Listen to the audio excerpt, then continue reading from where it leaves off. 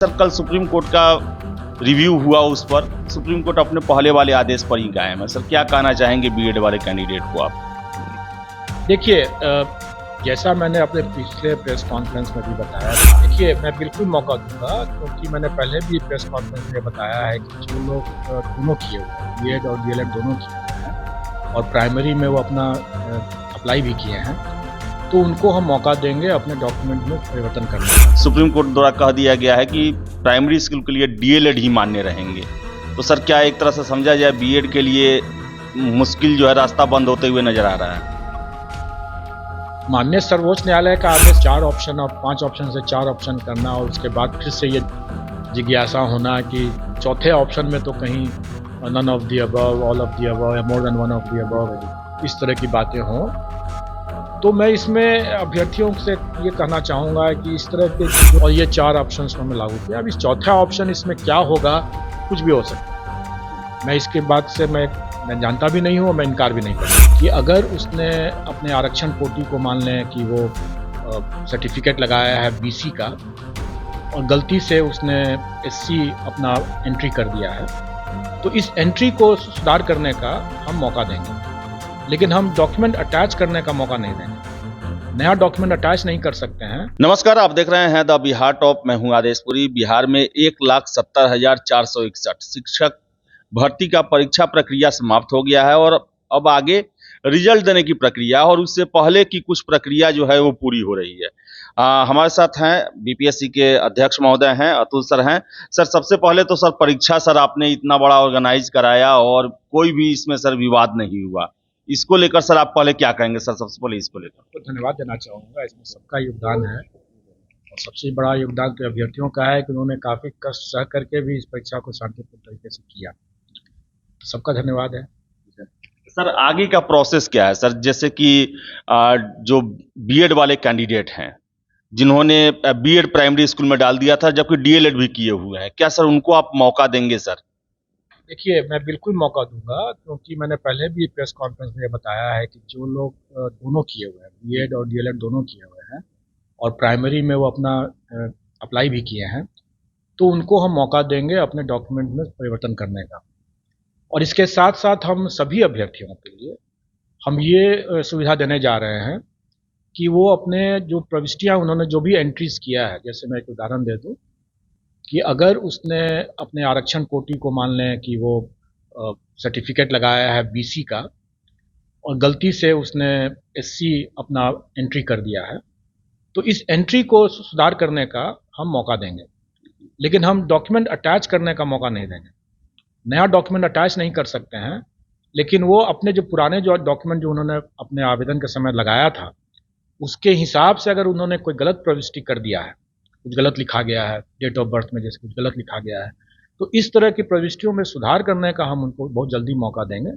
शायद हम लोग 1 तारीख से ही ये मौका दे दें उनको, 1 से लेकर के 3 दिन का, और ये सभी अभ्यर्थियों के लिए है। और इसमें सिर्फ अटैचमेंट का मौका हम सिर्फ उन्हीं अभ्यर्थियों को देंगे और वो भी सिर्फ क्वालिफिकेशन से संबंधित। जैसे हम लोगों ने कहा था कि बीएड अपीयरिंग वाले अगर हैं तो वो उनको हम लोग अलाउ करेंगे, या सीटेट और एस्टेट वाले अगर हैं अपीयरिंग कैंडिडेट तो उनको हम अलाउ करेंगे। तो उनका अगर आ गया हो अगर सर्टिफिकेट, तो वो उसको अटैच कर सकते हैं। अगर उनका सर्टिफिकेट अभी नहीं आया है तो स्वाभाविक है कि वो अपना एडमिट कार्ड ही खाली लगा के रखे रहे होंगे, वो ठीक है, लेकिन हम उनको मौका देंगे इस सर्टिफिकेट अटैच करने का।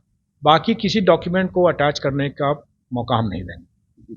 सर एक और चीज है सर, जो आपने पीसी में एक शुरुआत में कहा था सर बीएड वालों को लेकर सर प्राइमरी स्कूल में सर, और आपने कहा था कि सर बाद में एग्जाम के बाद जो है उसको लेकर उसका एक बनाया जाएगा कुछ नियम और पहले डीएलएड वालों को एग्जाम दिया जाए। लेकिन सर कल सुप्रीम कोर्ट का रिव्यू हुआ, उस पर सुप्रीम कोर्ट अपने पहले वाले आदेश पर ही कायम है। सर क्या कहना चाहेंगे बीएड वाले कैंडिडेट को आप?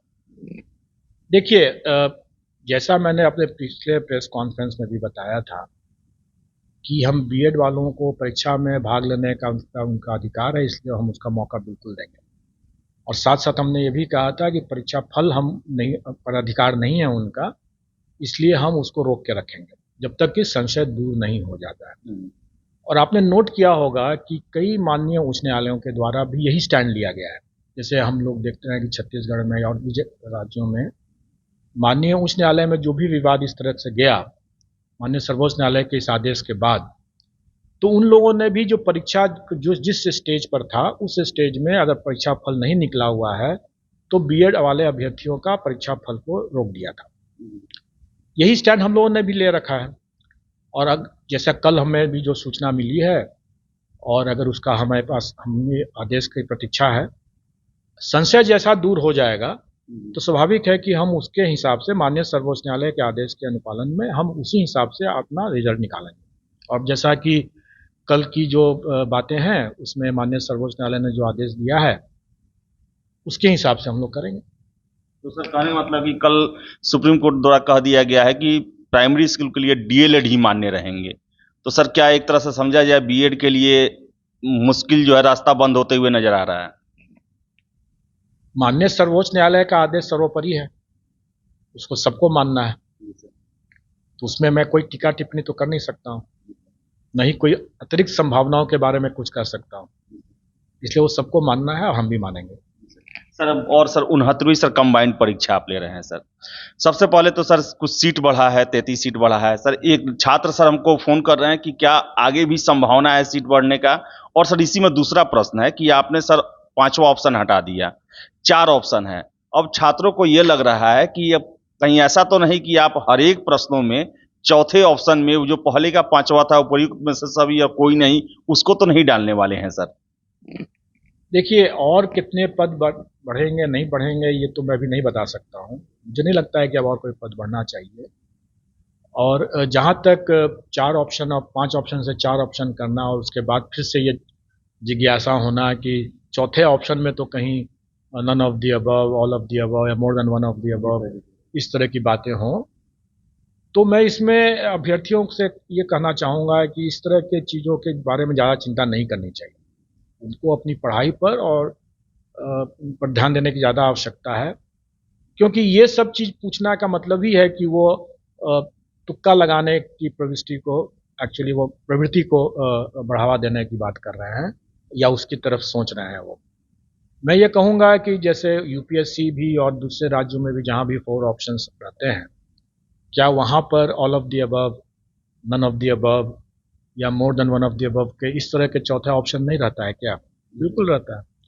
इसलिए ये 4 ऑप्शन या 5 ऑप्शंस का जो विवाद था वो एक्चुअली में वो बेबुनियाद था, लेकिन लोगों की बहुत ज़्यादा डिमांड थी और एकरूपता बरतते हुए भी हम लोगों ने सोचा कि ये जो गलत मैसेजिंग जो हो रहा था कि ये आयोग जो बीपीएससी जो है वो जानबूझ करके अपनी गलतियों को छुपाने के लिए इस तरह से रख रहे हैं, तो इस गलत मैसेजिंग को दूर करने के लिए मैंने कहा कि मैं ठीक है, मैं 4 ऑप्शंस, और ये बात हमने शायद फरवरी मार्च महीने में ही किसी प्रेस कॉन्फ्रेंस में मैंने कहा था कि हम लोग इस पर विचार करेंगे, तो हम लोगों ने विचार किया और ये 4 ऑप्शंस को हमने लागू किया। अब इस चौथा ऑप्शन इसमें क्या होगा, कुछ भी हो सकता है। मैं इसके बाद से मैं जानता भी नहीं हूँ और मैं इनकार भी नहीं कर सकता हूँ।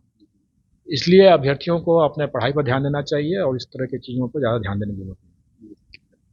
तो अतुल सर थे और इन्होंने साफ कहा, बताया कि टीचर भर्ती प्रक्रिया में आगे की क्या प्रक्रिया बाकी है और क्या क्या करना है। आप आयोग की वेबसाइट को देखते रहें, तो वही आपको बता दें कि 69वीं में अब सीट बढ़ने की संभावनाएं अब 9 के बराबर है।